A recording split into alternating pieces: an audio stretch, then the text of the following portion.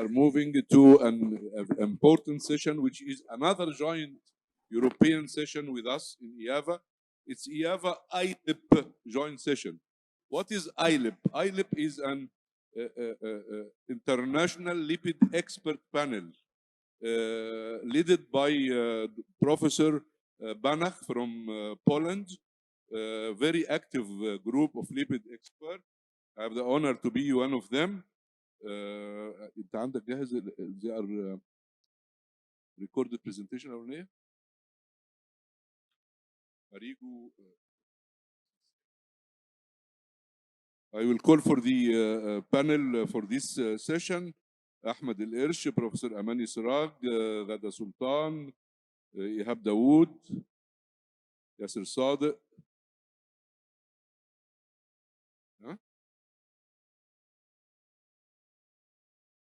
محمد صبحي طبعا بيتفرج على الماتش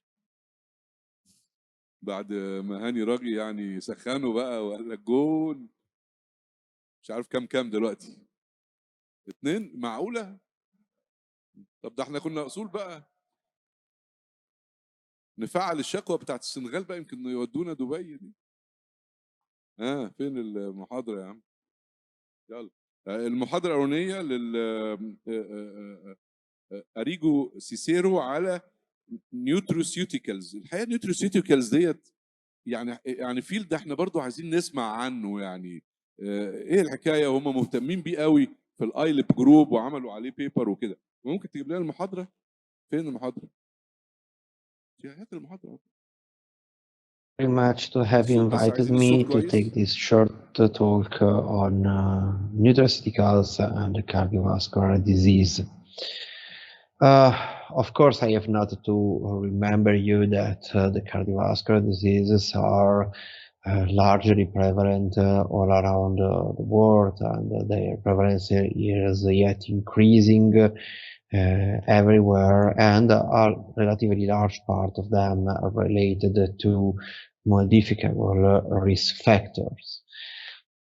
And in this context, we could consider the possibility that some natural compounds, in particular some dietary supplements called nutraceuticals, could provide a kind of health benefit in addition to its basic nutritional values in general population. And this term of nutraceutical is reported in the Merriam-Webster College Dictionary and largely reported as keyword in PubMed now. You can see here you have nearly 120,000 references available at yesterday night. Of course, when we consider the use of some dietary supplements as a suggestion, we have to consider that they are a pure cost for the consumer, and so that their suggestion is ethical when we know that their effect is proven in large clinical trials or in repeated clinical trials as modifiers of main cardiovascular risk factors, or even better, with a direct effect in the risk of cardiovascular disorders. And their cost effectiveness increases when the disease that we consider, in particular, in this case, cardiovascular disease, is largely prevalent and associated with costs that are huge for public, from a public health point of view. And what is more intuitive for every one of us is the concept of nutraceutical applied to the polyunsaturated fatty acids as supplements, often used like drugs, if you want, to prevent cardiovascular disease. And in recent years, we have also really changed our mind from considering the supplementation of polyunsaturated fatty acids, in particular eicosapentaenoic and docosahexaenoic, as something that could be always positive in the term of cardiovascular disease risk. Why? Because in the most recent trial, we also observed some negative results in terms of cardiovascular disease prevention. And probably this could be related to the fact that the use of eicosapentaenoic acids alone could be more protective than the combined presence of eicosapentaenoic and docosahexaenoic acid in the tested formulations. Anyway, overall, in a large clinical meta-analysis of 45 randomized clinical trials published on the Mayo Clinical Proceedings during past years, and including more than 150,000 patients, the conclusion was that this kind of supplementation is anyway protective in terms of a reduction of the risk of fatal myocardial infarction while maintaining a positive protective effect also in terms of reduction of the risk of global cardiovascular event and the coronary heart disease event and coronary heart disease mortality. And anyway, we have also to remember that the blood omega-3 fatty acid levels in general population is anyway associated with a decreased risk of total mortality. So it could be interesting, but with the nutraceuticals, which also can influence another main cardiovascular risk factor like LDL cholesterol, and we know that even today the LDL cholesterolemia is one of the main risk factors for cardiovascular disease all over the world. And what it could be interesting in terms of the fact of nutraceuticals on LDL reduction is that they could be used safely also in younger subjects with lower but suboptimal level of LDL cholesterol. And this could be interesting because now we know that when in a high-risk subject we have to reduce LDL cholesterol at very, very, very low level. In primary prevention, probably the concept of life exposure to LDL in terms of cumulative LDL exposure could be also interesting as a main risk factor for coronary heart disease. And we can think to manage LDL cholesterol when it is just suboptimal in younger subjects only with lipid-lowering drugs. In this context, many researchers, and in particular our group and the group of Professor Banach, and you all together are working on trying to analyze which kind of nutraceuticals could be more effective in reducing the LDL cholesterol and other lipid parameters. And in this context, this very interesting and recent network meta-analysis carried out by the group of Professor Banach, we can see that there are some natural compounds, like for instance, bergamot polyphenols, but in particular radius rice, artichoke extract, and berberine that are interestingly able to reduce LDL cholesterol, total cholesterol, somewhat triglycerides, and also to increase HDL cholesterol level. Radius rice is one of the most studied compounds where the bioactive compound contained in radius rice is monacolin K, that is totally similar from a structural point of view to lovastatin. And so as this product is a kind of natural statin source, it exerts in clinical trials also the same effect of statins in terms of LDL reduction, ApoB reduction, improvement of inflammatory parameters, of vascular reactivity, and so on. But we also have a large secondary prevention trials carried out with radius rice, so more than 4,800 subjects followed up for about 4.5 years, that showed a reduction in the recidivism of coronary heart disease similar to the one that we observed with all the less powerful statins, like for instance in the CARE, in the lipid, and very well known 4S trial. And this is a chart reporting the main results of the China coronary secondary prevention studies, where the efficacy in terms of reduction of risk of cardiovascular coronary heart disease events, coronary heart disease deaths, and all-cause deaths was really relevant both in adults and in elderly patients enrolled in this very large trial. What about the safety of radius rise? One more time, our group, in cooperation with Professor Banach and with the ILEP group, carried out a couple of years ago a large meta-analysis of 53 randomized clinical trials showing that the impact of radius rise in terms of muscle side effect, the most typical statin-related side effect, is near to zero, so very similar to the placebo group.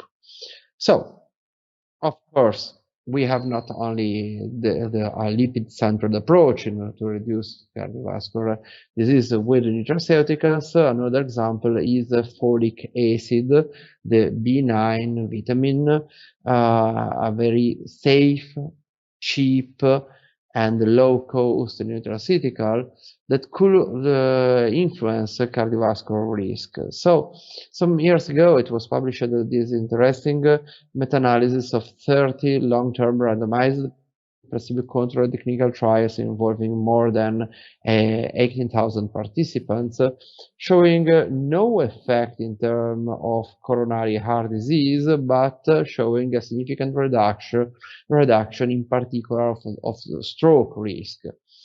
And this is the main chart of the meta-analysis showing that the supplementation with folic acid on the long term is able to reduce the relative risk of stroke of about 12%. So another interesting data. But last but not least, I wanted to cite another nutraceutical that is very well known, that is coenzyme Q10.